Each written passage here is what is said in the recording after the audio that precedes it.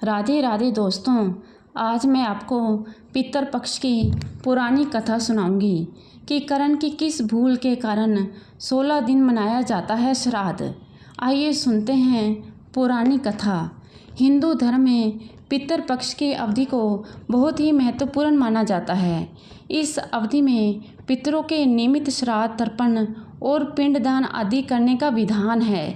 माना जाता है इससे उन्हें तृप्ति मिलती है और वे हमें सुख समृद्धि का आशीर्वाद देते हैं। भाद्रपद पूर्णिमा से आश्विन अमावस्या तक चलता है पितृपक्ष। पितृपक्ष में तर्पण और पिंड दान आदि से पितर प्रसन्न होते हैं। पितृपक्ष लगभग 15 दिन की अवधि की होती है। इसमें लोग अपने पूर्वजों को भोजन व अर्पण आदि कर उन्हें श्रद्धांजलि देते हैं। माना जाता है कि इस समय पितरलोक से धरती पर आते हैं। देखा जाए तो यह पितरों की कृपा प्राप्ति के लिए एक उत्तम समय माना गया है।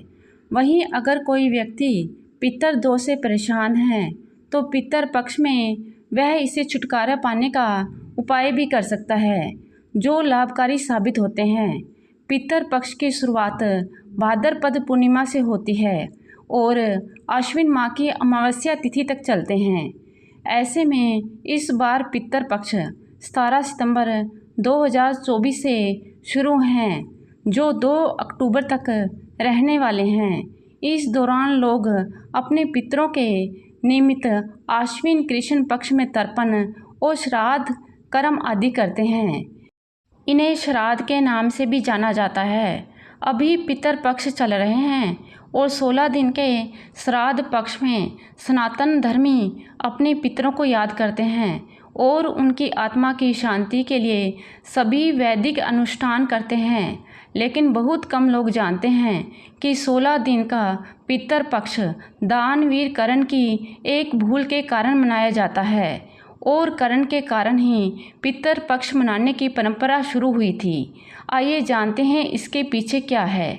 धार्मिक मान्यता है कि पुराणों के मुताबिक पितर पक्ष में दान पुण्य का विशेष विधान होता है और इसका फल जीव आत्मा को स्वर्ग लोक में प्राप्त होता है। महाभारत के अनुसार सबसे पहले महातपस्वी अत्रि ने महर्षि नेमि को श्राद्ध के बारे में उपदेश दिया था। इसके बाद महर्षि नेमि ने श्राद्ध करना शुरू कर दिया। महर्षि को देखकर अन्य ऋषि मुनियों ने भी पितरों को अन्न देने लगे। लगातार श्राद्ध का भोजन करते करते देवता और पितर पूर्ण रूप से तृप्त हो गए।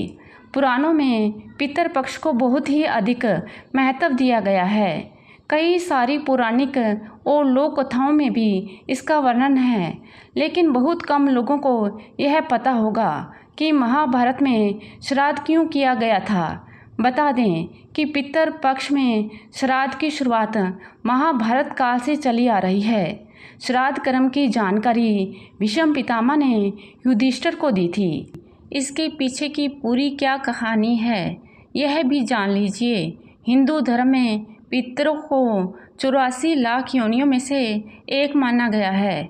मान्यता है कि विभिन्न लोकों में रहने वाले ये दिव्य आत्माएं संतुष्ट होने पर व्यक्ति पर अपना आशीर्वाद बरसाती हैं, जिससे मनुष्य को धन, यश, कीर्ति आदि की प्राप्ति होती है और कुल की वृद्धि होती है। इस तरह से देखें तो पितर पक्ष के दौरान किए जाने वाले श्राद्ध पूर्वजों के प्रति अपनी श्रद्धा और कृतज्ञता को व्यक्त करने का माध्यम है, जिससे प्रसन्न होकर पितर सुख समृद्धि प्रदान करते हैं। मान्यता है कि जब मृत्यु के बाद सूर्यपुत्र करण की आत्मा स्वर्ग पहुंची तो उन्हें वहां पर खाने के लिए भोजन की बजाय ढेर सारा स्वर्ण दिया गया।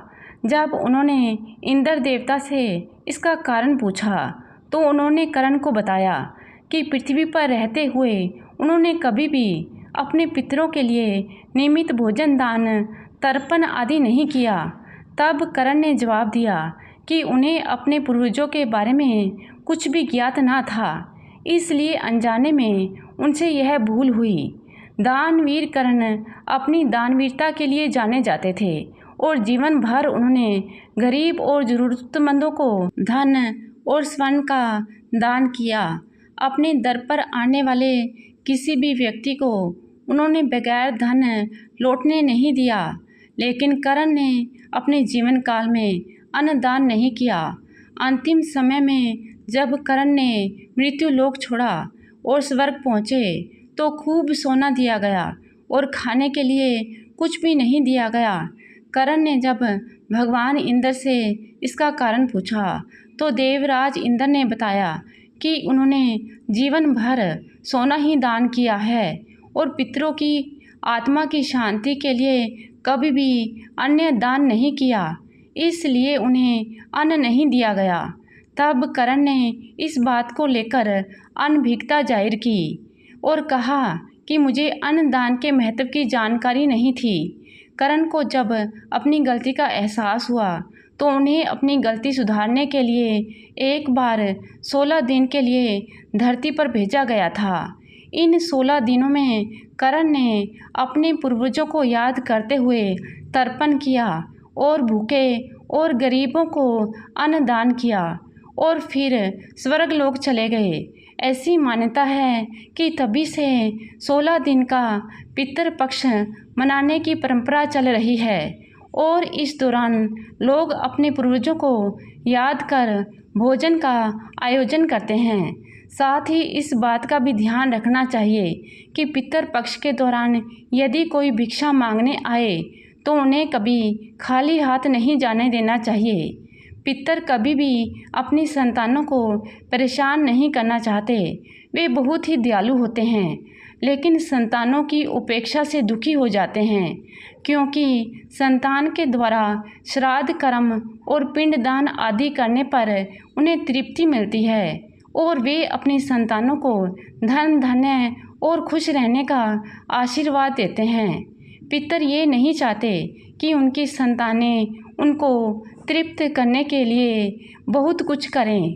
वे श्राद्ध भाव से किए गए श्राद्ध को खुशी से स्वीकार करते हैं। यहाँ भी कहा गया है कि श्रद्धा के बिना श्राद्ध अधूरा होता है। इसी से जुड़ी है श्राद्ध पक्ष की पुरानी कथा। आइए जानते हैं कि कैसे श्रद्धा भाव से प्रसन्न होकर पितर देते हैं अपना आशीर्वाद। पुरानी कथा के अनुसार जोगे और भोगे नाम के 2 भाई थे।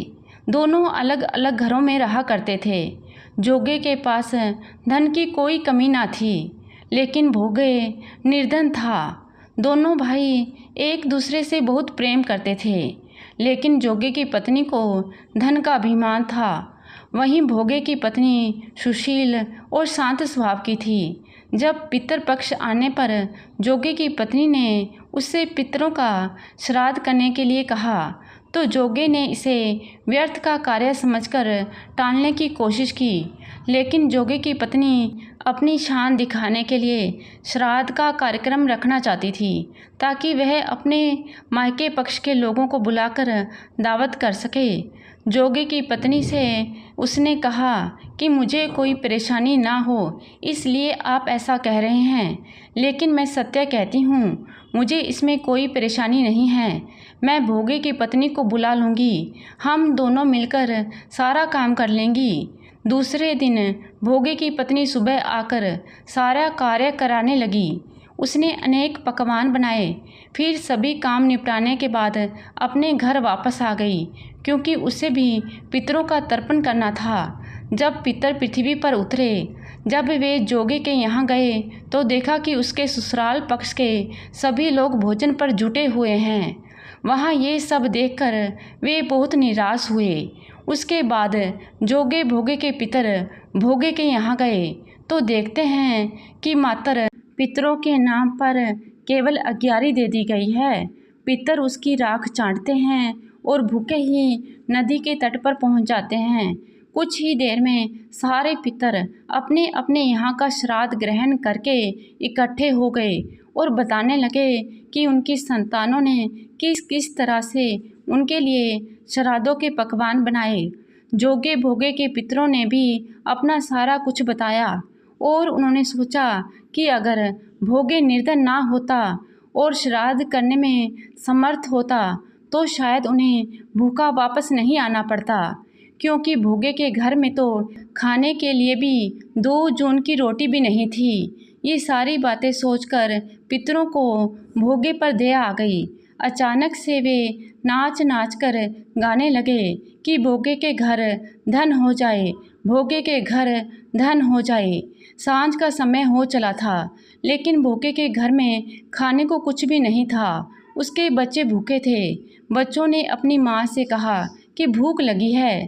तब उन्हें टालने के लिए गुस्से से गरज कर भोगे की पत्नी ने कहा कि जाओ, आंगन में होदी औंधी रखी है, उसे जाकर खोल लो, उसमें जो भी मिल जाए आपस में बांटकर खा लेना। बच्चे जब वहाँ जाकर होदी देखते हैं तो वे दौड़े दौड़े माँ के पास जाकर कहते हैं कि माँ, होदी तो मोहरों से भरी पड़ी है। आंगन में आकर भोगे की पत्नी ने जब यह सब कुछ देखा तो उसके आश्चर्य का ठिकाना नहीं रहता। इस तरह से पितरों के आशीर्वाद से भोगे भी धन धान्य से परिपूर्ण हो जाता है, लेकिन वह इस बात का बिल्कुल भी अहंकार नहीं करता। पूरी श्रद्धा के साथ भोगे एवं उसकी पत्नी अपने पितरों का श्राद्ध करते हैं। भोगे की पत्नी पितरों के लिए 56 प्रकार के व्यंजन तैयार करती है। वे दोनों ब्राह्मणों को भोजन कराते हैं। अपने जेठ जेठानी को बुलाकर सम्मान के साथ सोने और चांदी के बर्तनों में भोजन कराते हैं। इससे उनके पितर बहुत प्रसन्न होते हैं। तो दोस्तों, आशा करती हूँ आप कहानी पसंद करेंगे। धन्यवाद।